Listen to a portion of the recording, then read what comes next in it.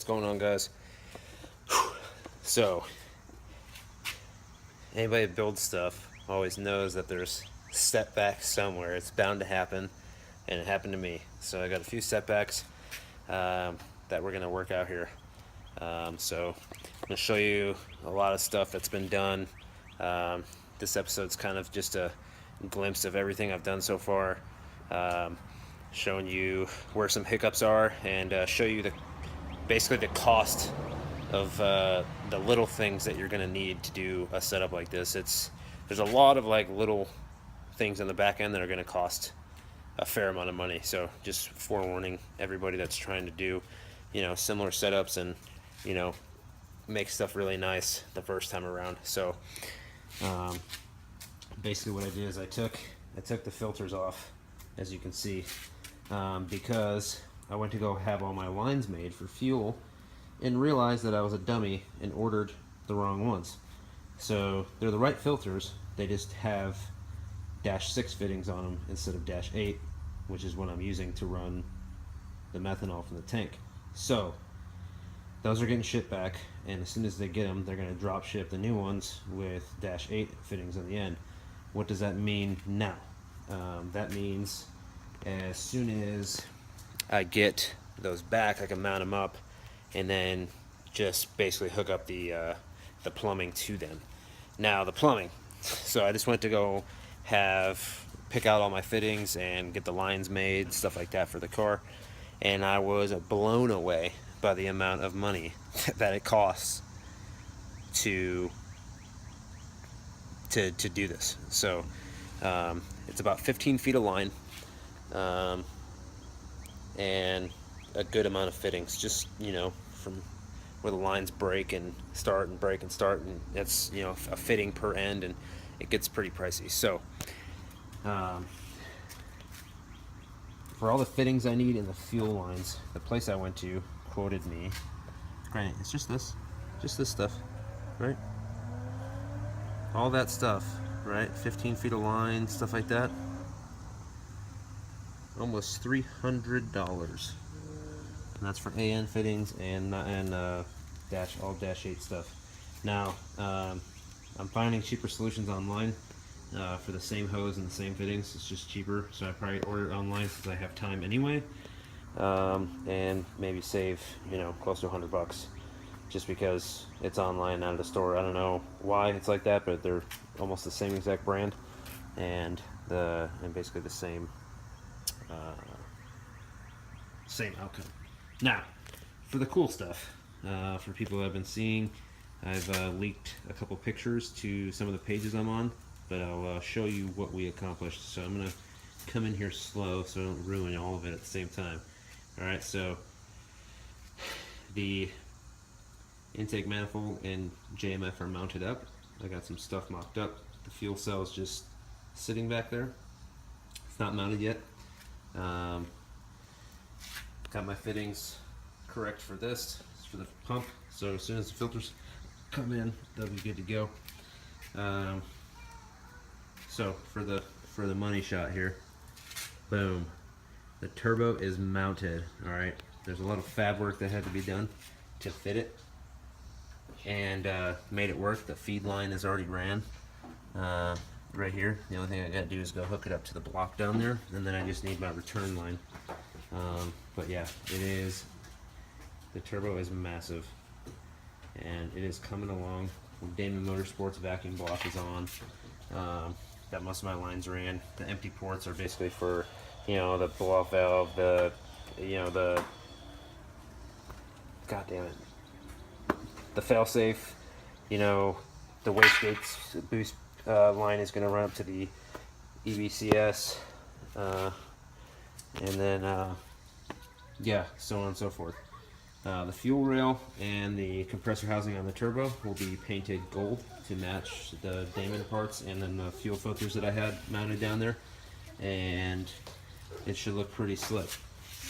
This is just a test line that we're running just to see routing, but the lines I'm getting will be black, and the fittings will be black to kind of blend in. So it's coming along. Just had some hiccups.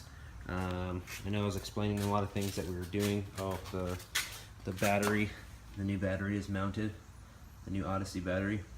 I just need to go grab a couple more self-tapping screws to mount up my terminal. The terminal will be mounted here, and I'll run the factory lines to those and then hook up the new lines. It's running the battery, it's really short. So that's done pretty much.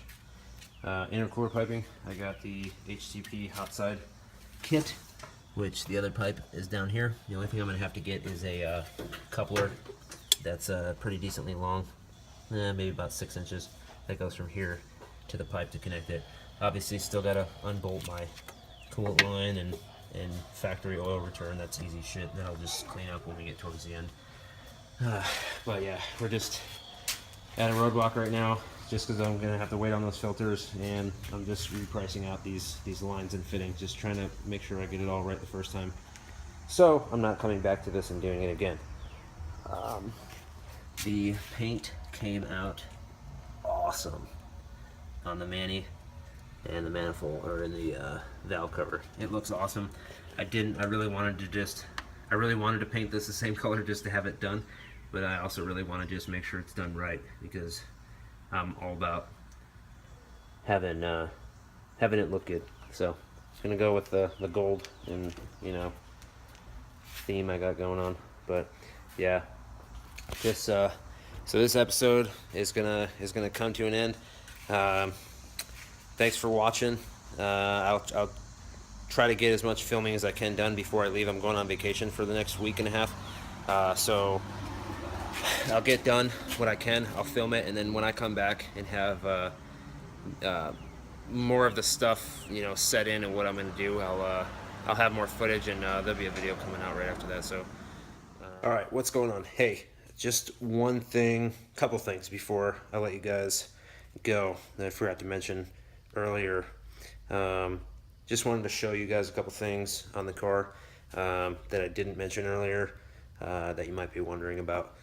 Just figured I'd fill you in on that before I let you go. So yeah, I'll show you what's going on. So first off, the cluster and mess of all this stuff. So as I get closer, I'll clean this all up. A lot of stuff's just laying here, like the ECU, the fuel cells just laying in here, which, I mean, that's pretty much where it's gonna go. I just gotta bolt it in and maybe weld it in, depending on what's going on. Things you can do to clean up the area, like if you're not running a factory battery box, you can take the top cover off your transmission motor mount because it does nothing, and then just put the bolts back on and bolt them down. That way you can see, if you got nice motor mounts, you can have them shown. Just a closer look at like some of the other stuff, like, you know, how it looks when it's set up. This Damon block I'm really kind of excited for. It's just one of those pieces that's just like, you know, cool to have. You know, hook all that stuff up. I'm just waiting on some stuff to get all these lines finalized and hooked in. I'm just loving the setup. Just really bummed that I had to take a break from working on it, but get a close up kind of here. I mean, my whole fist, this thing is massive. I mean, the videos don't even do it justice.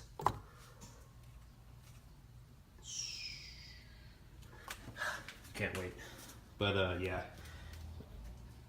nice bunch of stuff laying everywhere. I jam my wife's car in here at night because there's room for it. So other than that, yeah, I'll be filming more stuff when I get back. I'm just having to wait on some parts now to get shipped back and get to me. So I just want to say thank you for watching. Trying to get videos out as much as I can and keep up on filming. We make a lot of progress some days, like you can see. Some stuff just comes together really quick, and then there's going to be times where stuff just is slow moving just because of waiting on stuff or, you know, hiccups that we run into. So I think maybe what I'll do before I take off for vacation is try to get some of this wiring sorted out. I have the you know, wideband failsafe, the watt box, and the split second controller that I gotta wire up. So maybe get some of that done. But other than that, that'll be it for now. I'll keep filming and we'll put together the next episode. Just want to say thank you again. Make sure you like this video, comment, and subscribe to the channel, and keep you in the loop on what's going on the project. Pretty stoked to get it done. We'll see you guys next time.